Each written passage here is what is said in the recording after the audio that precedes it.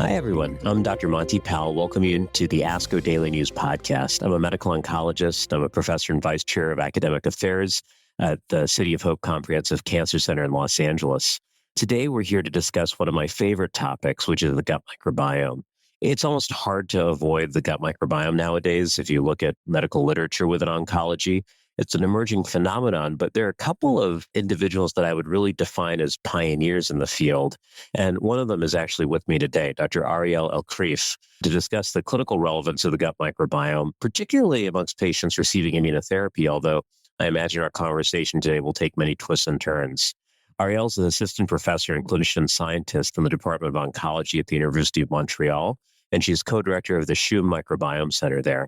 FYI for the listeners, we have our full disclosures in the transcript of this episode. Arielle, thank you so much for joining us today. Thanks so much, Monty. This is going to be amazing. Well, I have to tell you, what sort of inspired me to bring you on as a guest was one of many things, but it was this really terrific ASCO educational article that you wrote. Now, I have to tell you, I've read all the articles sort of cover to cover in the book, and they're always a wonderful primer. So if our audience is studying for board research or something of that sort, it's a terrific resource to go through. I have to tell you, this piece on the gut microbiome that you wrote is nothing short of a masterpiece. If you read this cover to cover, it's actually going to give you, I think, a sense of the current state and future state of the field. I wanted to start by just sort of beginning with sort of the origin story for a lot of this, which is this association between the gut microbiome and immunotherapy response. This takes us back several years to this pivotal series of papers in Science. Maybe you could walk our audience through that. Absolutely. Well, thank you so much for your kind words about the ASCO book. It was a team effort with a lot of key opinion leaders in the field, so I'm really glad to learn that you liked it. Moving backwards in terms of how we came to understand that the gut microbiome is essential to priming a response to cancer immunotherapy actually goes back to 2015 in seminal papers that looked at what happens when we take mice that are germ-free mice that have never been exposed to a microbiome. These are mice that are born by cesarean section and essentially live in a bubble.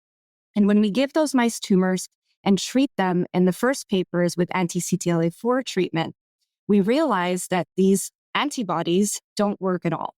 And that was the first observation that the presence of a gut microbiome was essential to mounting an anti-cancer immune response.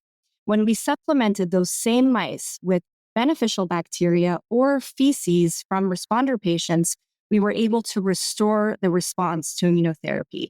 And so those were really the first preclinical observations that made us understand the critical role of the microbiome in immunotherapy response. Moving a little bit in the future, we examined the fecal microbiome composition using shotgun metagenomic sequencing in different cohorts of patients with solid tumors, namely lung cancers, kidney cancers, and also skin tumors like melanoma, and found that patients who responded to immunotherapy had a distinct microbiome that was characterized by beneficial bacteria compared to patients who experienced resistance to immunotherapy that had a dysbiotic or diseased microbiome. So, it's interesting, these techniques that we're using to sequence the gut, they're a little bit different. So I wonder if you can give the audience a quick primer on these techniques that you're so well versed in: shotgun metagenomic sequencing, 16S rRNA sequencing. If you had to describe this in 30 seconds, which is a tall task, how would you do that? It's a tall task. Much of what we know about the microbiome initially came from a technique called 16S rRNA sequencing. This is a technique that amplifies the 16S region and basically tells you at the genus level what's going on at the level of bacterial composition. This technique is fast, relatively cheap, and can be performed on a laptop computer, which is excellent. The problem is that it's prone to a lot of technical variations. Different primers might give you different results, and you're really limited at the genus resolution. You can't get a good resolution in terms of species. And we're learning that different species from the same genus might have different physiological properties. And the same thing goes at the strain level. So when we really zone in and look at interspecies changes, we're seeing that these actually have specific functions in the host. So that brings us to metagenomic sequencing, which is a whole genome sequencing, next generation sequencing based method that looks at the whole composition and gives you information not only on bacteria, but you might also get fungal and viral properties. You can zoom in on the strain level. You can also get functional output, so we can examine what the metabolic properties of specific species or strains might look like. The negative aspects of shotgun metagenomic sequencing is that it takes a lot of computational power in order to analyze the results, and it might take a little bit longer. And certainly within the clinical setting, not something that's feasible yet. And that brings us to more novel point of care biomarker tools that we've collaborated in developing along with Laurent Cipogel and Lisa DeRosa at Gustave Roussy, that learning from the shotgun metagenomics results designed a probe using quantitative PCR, which looks for the specific bacteria we know to be important, and developed a ratio of harmful bacteria to beneficial bacteria. This is called the TOPO score, and it actually is able to predict quite nicely the response to immunotherapy using a stool sample, and a really good turnaround time of almost 72 hours. That was a perfect overview and a lot of information in a short amount of time. It also makes you take out your high school biology textbooks, doesn't it, to understand that the bacterial ribosome, right, is a different size and shape, and that's what we're sequencing here. But these techniques, I think, are incredibly important. I'm glad you actually discussed this RT-PCR-based strategy of calculating the TOPO score. It lends itself to this phenomenon of dysbiosis. And I think for our audience, that's going to be an important term to understand as time goes on.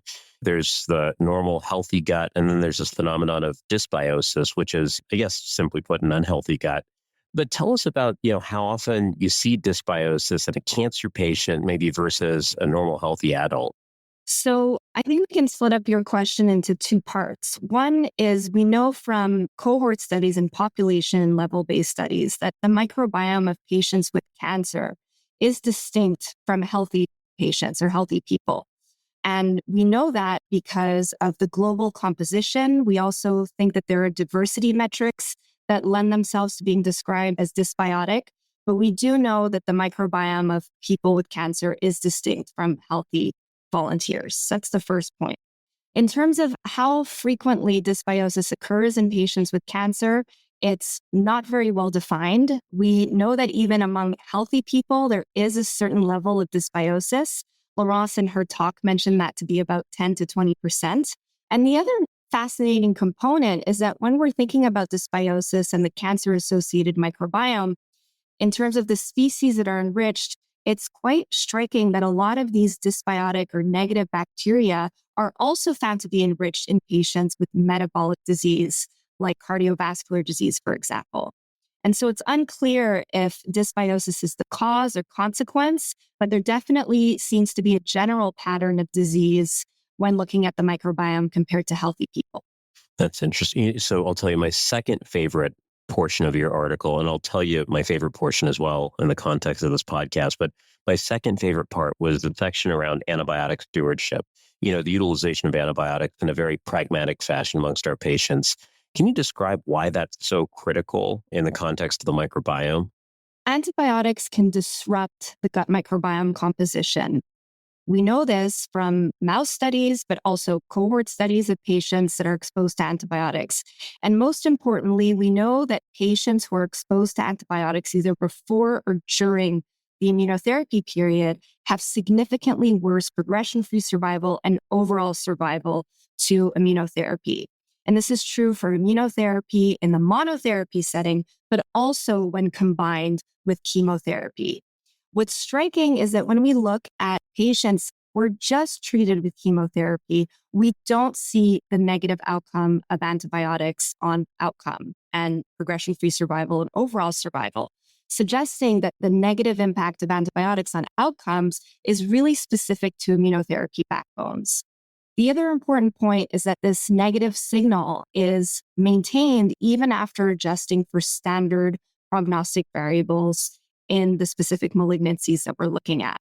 And then most importantly, at the mechanistic level, we were able to actually pinpoint the mechanism behind this antibiotic-related dysbiosis. And we see this with a bloom of negative bacteria, which induces a loss of MADCAM, which is an ileal gut checkpoint immune marker. And that causes an efflux of immunosuppressive T cells, which are usually in the gut, to go straight into the tumor where they make the tumor unamenable to an immunotherapy response. And so now we finally have the mechanism as to why antibiotics are harmful and why we need to practice antibiotic stewardship. And just to be clear for the audience, I mean, if a patient needs antibiotics, they need antibiotics, but perhaps it just suggests that, and when we have, I suppose, this predilection as oncologists, just for the minor cold or cough or what have you, we maybe should be a little bit more cognizant of whether or not antibiotics are truly necessary. Is that fair? Absolutely. So what we're advocating for is antibiotic stewardship, and this is the clear recommendation that we can make. So that means confirming a bacterial infection. If it's there and antibiotics are indicated, to choose the most narrow spectrum for the shortest course and constantly reevaluate the indication of antibiotics. And of course, we need to work with our colleagues in infectious diseases who have done incredible work in antibiotic stewardship. And all along this process, also need to be mindful of other medications and polypharmacy, such as proton pump inhibitors or narcotics, for example. We think that these other medications, which are frequently prescribed in our cancer population, can also potentially have negative impacts on the microbiome and immunotherapy response. I think that's a terrific summary and good guidance for the audience. I promised you I'd tell you my favorite part of your article, and this is this huge table. I think the table is 2.5 pages long, if I remember correctly, but it's an awesome table, and I highly recommend our audience to check this out. It lists literally every therapeutic trial for the microbiome under the sun. And so it begins with the approach of fecal microbiome transplant, which I'm going to ask you to tell us about in a second. But it also hinges on a lot of really cool sort of novel therapies, live bacterial products, mixes of different microbial products. Maybe take us through this whole approach of FMT. I actually wasn't aware of the dozens of trials that you listed there in this space. It seems like it's a very active area of research. Definitely. So as you alluded to, FMT or fecal microbiota transplantation is the most well-studied and direct way to modify the patient's microbiome.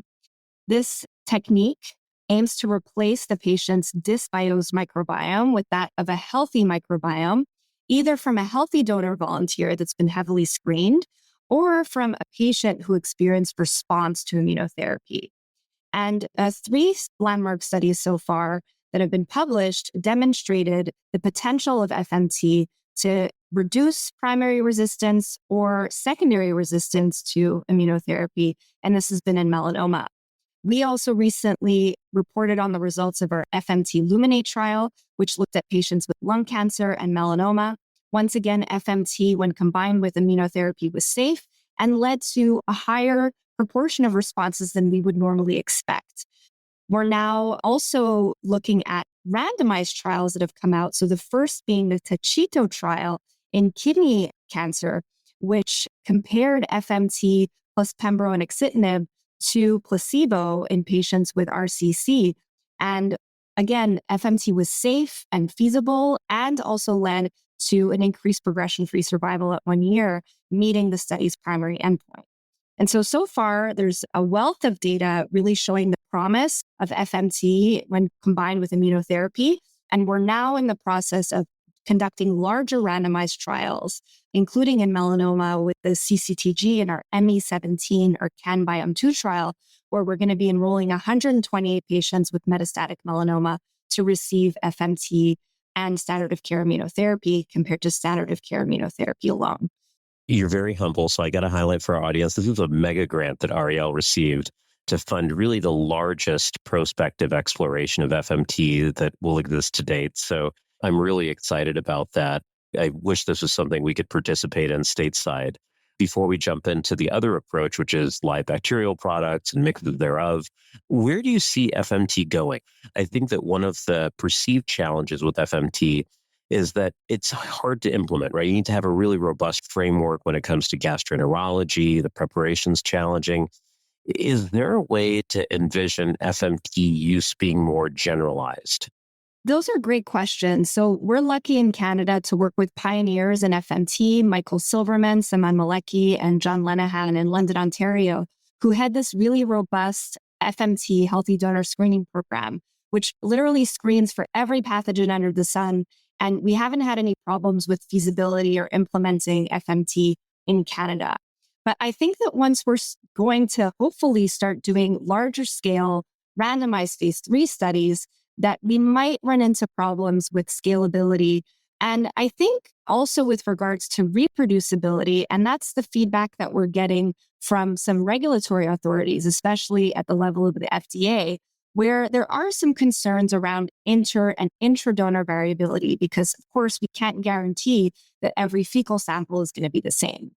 So that's really pushed the field to think about other strategies, such as live biotherapeutic products, which take modified FMT or bacteria from stools from either healthy donors or from responder patients and basically turn them into drugs that are regulated as drugs and can then be studied in the context of investigational new drugs or products. I like this. And I do think that there's a future for it. We just have to kind of put our heads together and figure out how to get over all these logistical hurdles. But, I agreed. I think your group and others have demonstrated, especially with this trial that you're fanning out all throughout Canada, that it can potentially be done. This is a topic that could probably go on for another couple of hours, right? Especially based on the size of the table that you put together in this brilliant article. But tell us about live bacterial products, or LBPs, as we call them these days. What's the current status? What's the future there? And maybe I'll give you less than 2 minutes here, although, again, I realize this is a 2-hour topic. You're probably better suited to speak about that because you've been one of the pioneers in terms of this. So we can think about LBPs in terms of single strain organisms like CBM 588, for an example, which your group did some amazing work in showing that in a randomized setting that this led to better responses than we would expect compared to historical controls. We also know that LBPs can have multiple strains, up to 30. We're collaborating with a company called Cannabis Bioscience that is actually working on much larger communities of consortia. And so we're really excited about the direction that that's taking in terms of taking these LBPs and developing them from the drug perspective. In addition to LBPs, we know that there are other ways that we can change the microbiome, notably prebiotics, which are compounds which can have a beneficial impact on the microbiome. And one of these is Camu, which I know your group is leading a clinical trial looking at Camu in kidney cancer.